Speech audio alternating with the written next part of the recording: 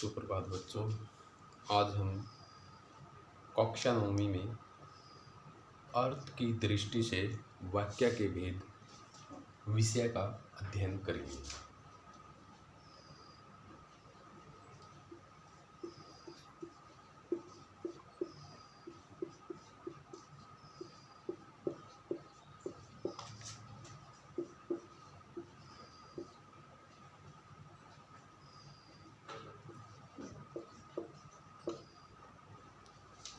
अर्थ की दृष्टि से वाक्य का भेद। अर्थ की दृष्टि से वाक्य का भेद ये 8 प्रकार के होते हैं। इससे पहले हम जो हमारी क्लास लगी थी उसमें हम अर्थ की दृष्टि से वाक्य के भेद बिंदु पर चर्चा कर चुके हैं। आज हम यह जानेंगे कि वो कौन कौन से प्रकार हैं जो वाक्य प्रयोग में होते हैं। ठीक है, वाक्य किन किन प्रयोग में हम कर सकते हैं, वो 8 प्रकार हैं। आज हम उस पर चर्चा करेंगे। ये कहता है कि वाक्य के भेद, वाक्य भेद। ठीक है, एक तो एक वाक्य हो गया है अर्थ की दृष्टि से वाक्य भेद। एक होता है रचना के आधार पर।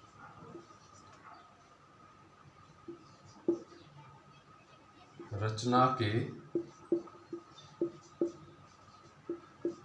आधार पर वाक्य भेद। ठीक है, संयुक्त वाक्य, मिश्र वाक्य वो रचना के आधार पर होते हैं, सरल वाक्य। ठीक है, इस बिंदु पर हम चर्चा 10वीं क्लास में करेंगे। ये हमारे क्लास 9वीं में नहीं है। ठीक है, रचना के आधार पर वाक्य भेद कक्षा 9वीं में नहीं है। हम अर्थ की दृष्टि से वाक्य भेद इस पर चर्चा करेंगे। ये कहता है कि वाक्य से किस प्रकार के अर्थ का बोध हो, वाक्य से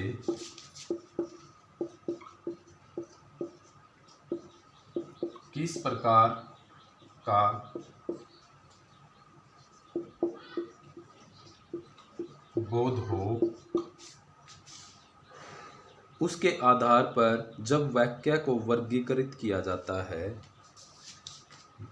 बोध हो, तो उसके आधार पर जब वाक्य का वर्गीकृत किया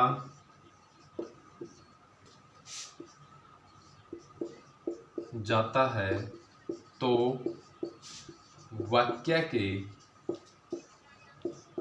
अलग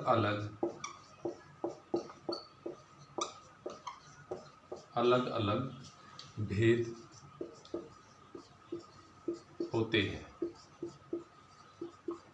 ठीक है, ये कहता है कि वाक्य से किस प्रकार का बोध हो तो उसके आधार पर जब वाक्य का वर्गीकृत किया जाता है, यानी कि उसको बांटा जाता है। ठीक है, निषेधवाचक वाक्य में, प्रश्नवाचक वाक्य में, सकारात्मक वाक्य में, ठीक है, विषम्यादि, इच्छावाचक, संदेहवाचक, संकेतवाचक, इनमें जब वाक्य है अलग अलग उसका वर्गीकृत किया जाता है, बांटा जाता है, तो हमें पता चलता है कि वाक्य का कौन सा प्रकार है। ठीक है, ये तो एक सामान्य सी बात थी, वो मैंने आपको बता दी है। अब हम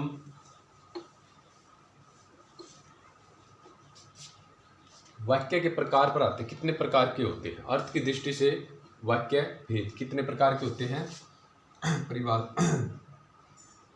परिभाषा मैंने इसकी करवा दी है। नंबर 1 पे हम सबसे पहले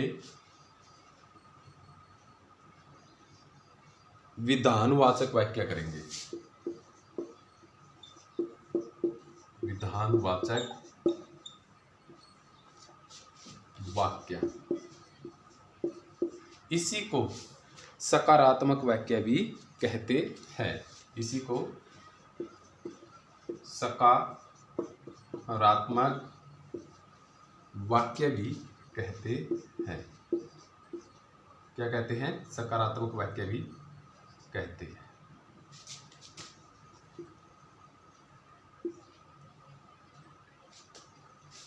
इसकी परिभाषा है, ठीक है, परिभाषा रहेगी, आसान सी परिभाषा है। ये कहता है कि जिस वाक्य से कार्य होने की सही सूचना मिले। कहता है कि जिस वाक्य से कार्य होने की सही, सही यानी कि निश्चित,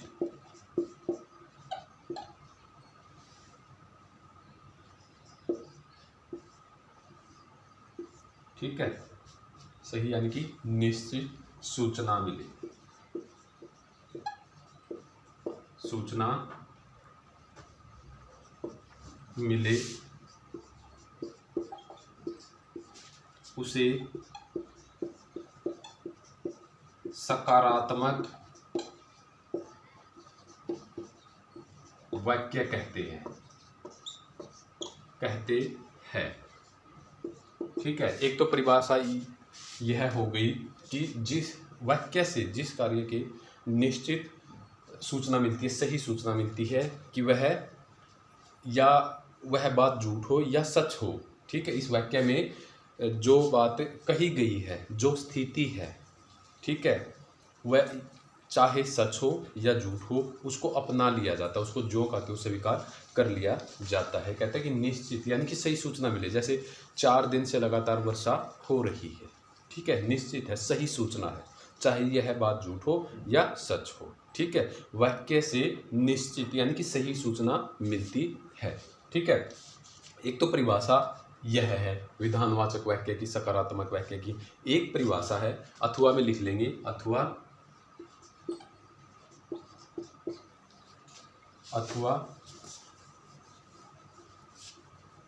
ये कहता है कि किसी व्यक्ति वस्तु